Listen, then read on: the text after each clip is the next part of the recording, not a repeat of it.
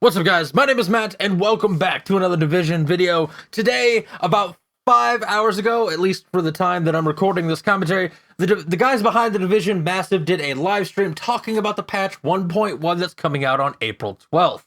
So what I did for you guys, the stream was about an hour and a half long. Now, one, I know a lot of people don't have an hour and a half to go watch a stream. Two, you may have not even known that it occurred.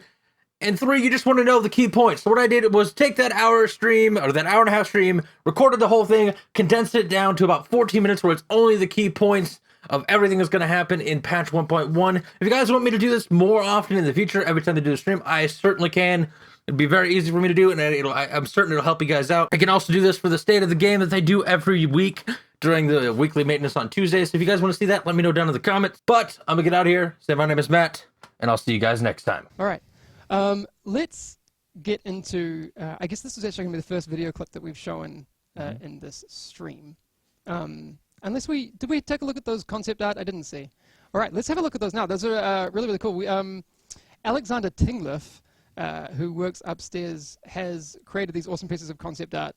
This first one is really cool. You guys can take a little look at this. That's what the inside of Falcon Lost will look like. And we'll get into the story as to what people are looking at later on, because right now they don't know really what they're looking at, I guess. Yeah, it's a huge space and lots of interesting possibilities for tactics and where to move, where to sit, where to go. I'm quite glad that we don't talk about it too much right now, because we have a lot of footage coming up. The next thing I actually have on the lineup, gear sets. The first time people get to look at gear sets, which I'm really excited about, because I'm a huge RPG gamer, collecting things, and especially with my OCD, wanting things to be all lined up. I want the whole set, guys, so I'm glad that you guys are putting this in. So depending on your play style, we have created for 1.1, we have 4 different gear sets.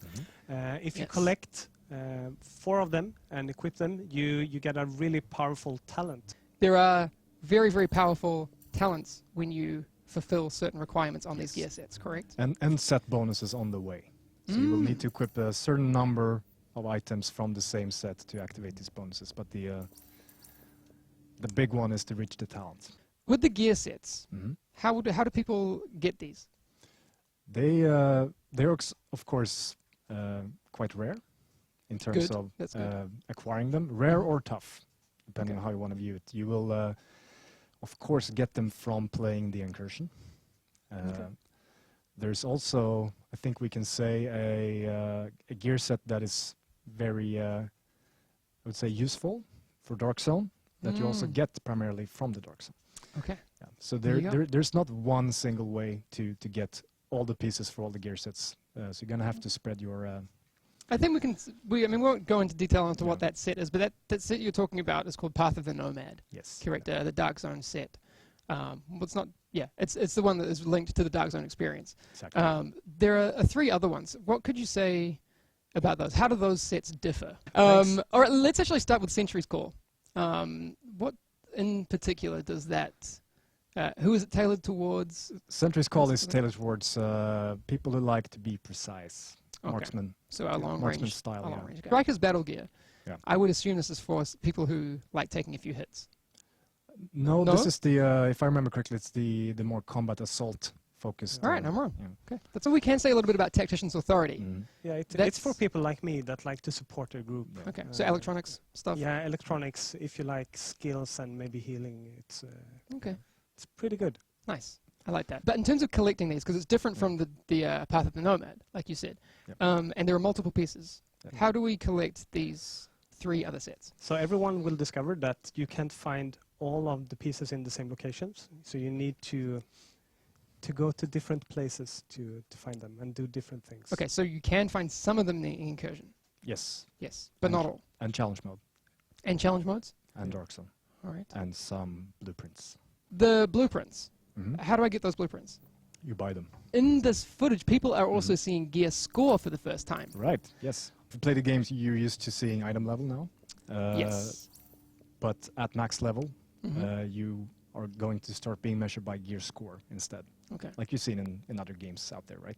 There's another thing that is coming in this update, trading. How exactly will trading work in this update?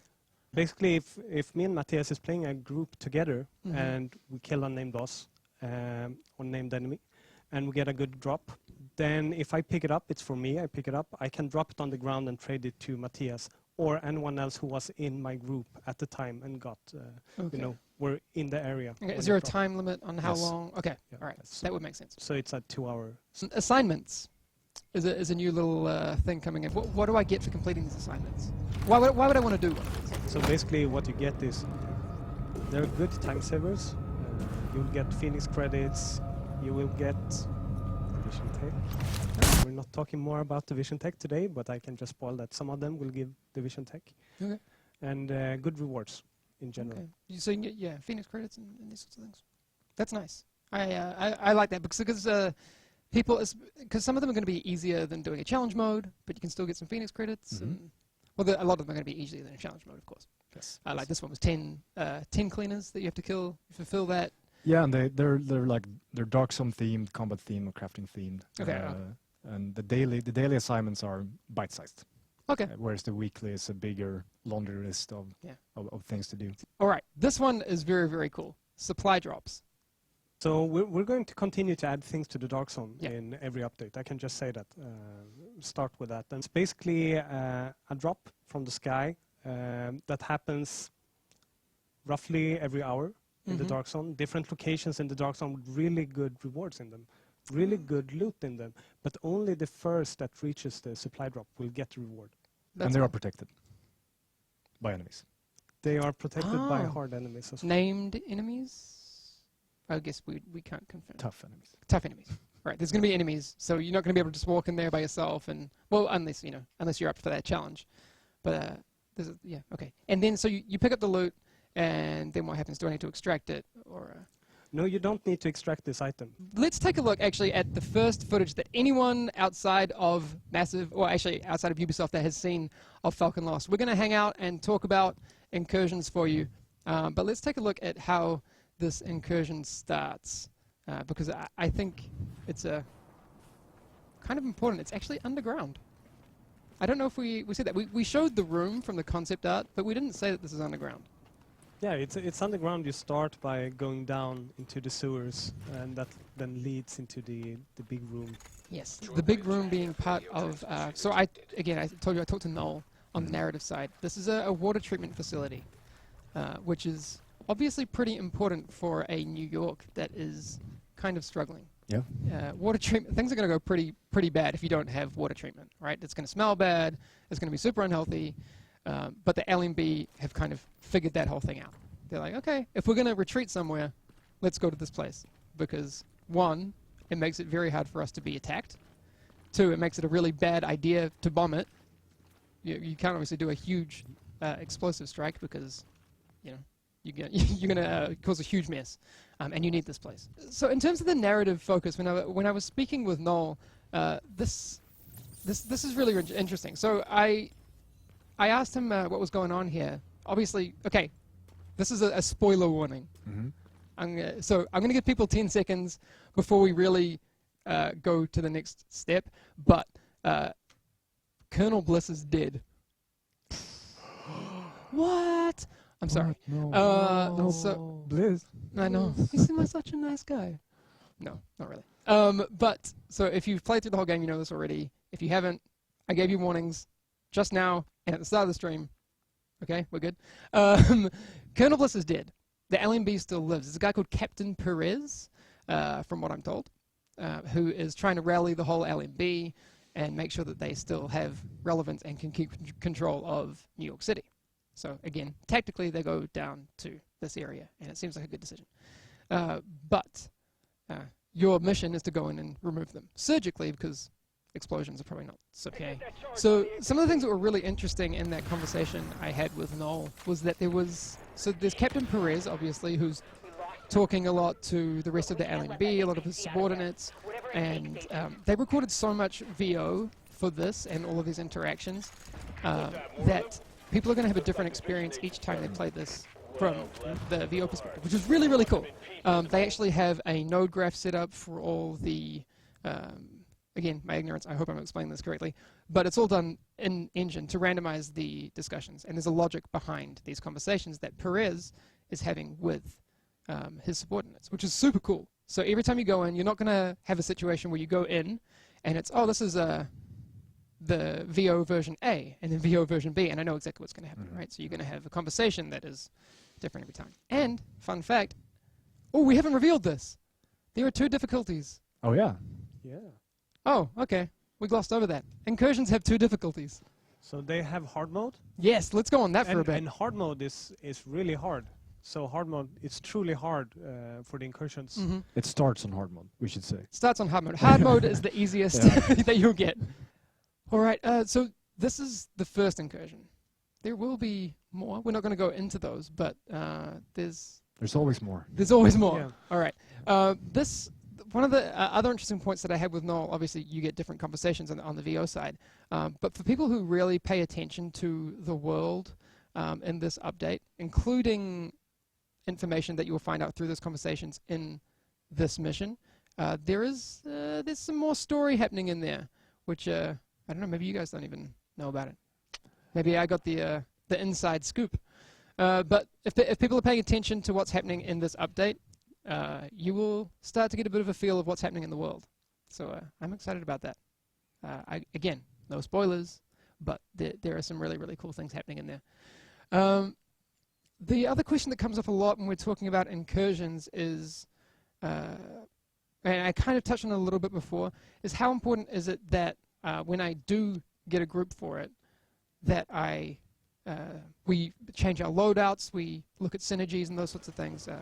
Like, for example, if we all run in with the same loadout and all the same skills, are we going to be okay? I don't know. No. Okay. There are some drones in here, in this footage. I don't know if they've popped up yet, but they will. That provides a whole new level of interaction with the player in terms of positioning and these sorts of things. Again, I'm not going to tell you what to do. I spoke to Matthias, other Matthias, not you, about this, and he was like, you do this, you need to do this, you need to prioritize this, and these sorts of things. And I was like, okay, great. I've got the information. I'm not giving that to you, but it's different from what people have experienced before. Yeah, absolutely. I mean, unless you've been shooting a lot of birds. Then you're a monster. Out and about in New York. No, it's the first enemies in the game that challenge you vertically without being tied to a physical position somewhere. That's true. And when you think about it, they're not bound by covers, so they have complete 360. I'm fairly small. Yep. What rewards from beating the? What are the rewards for beating the Incursion? Because you know how for challenge modes you get certain things. You get like a high-end something, and in the Incursion, what do you get for beating it? There might be a nice gun.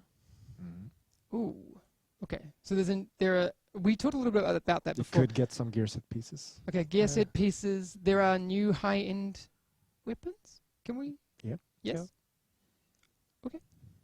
All right. We're not going to say what they are. No. I'll ask you that later, Yeah. and then you can tell me. And all right. Okay. So you can do Incursions as much as you want to. Okay. You will get a good reward every time. Yep. However, the first time you do it during the week, you get a better reward. What is the agent's goal in Falcon Lost? Without spoiling anything. What is it? That's kind of hard. Because we know that there's an APC in there. Surviving. Yeah, don't die. I was about to say surviving as well. Yeah. So the NPC is special because you can't really destroy it by shooting at it. So you need to find another strategy. Okay. What is your favorite thing about this Incursion? This is a nice one. Why do you think it's so cool that we are putting this Incursion out to people? I really like it because of the group coordination that's required to do it. We're sort of showing our intent with the coming Incursions, with this Incursion, how we want more and more coordination between group members, that it's not all about how good your gear is. It's also about your player skill and coordination with other players and how your loadout is compared to your team members' loadout. That's what I like. Okay, that's good. Also a completely new location you've never seen before. Yes. I think is really cool. Being underground is cool. Yeah, I like underground. And new actual unique ingredients in the fight. Will future incursions have different mechanics? Yes. Is the simple answer to that. All right. Are sets only dropped in challenge mode? No. Okay. Is there a difference in chance to drop the set pieces between hard and challenge mode? Say if I want to get a specific gear piece, am I going to have a higher chance if I do the challenge mode incursion? Challenge mode is going to be the surefire way of getting gear set pieces, yeah. All right. Okay. So if I'm really, really wanting to do it, and I can achieve this challenge but as we said earlier, there's not going to be that one thing you can just repeat, and you will get all the gear set pieces that we release in 1.1. You're going to have to diversify. During this week, the Division game on Twitter is going to have some information. Yannick, we're going to be releasing a lot of information this week, yes? Next week. Not this week, next week. But between now and the Incursion release, there's still more to come.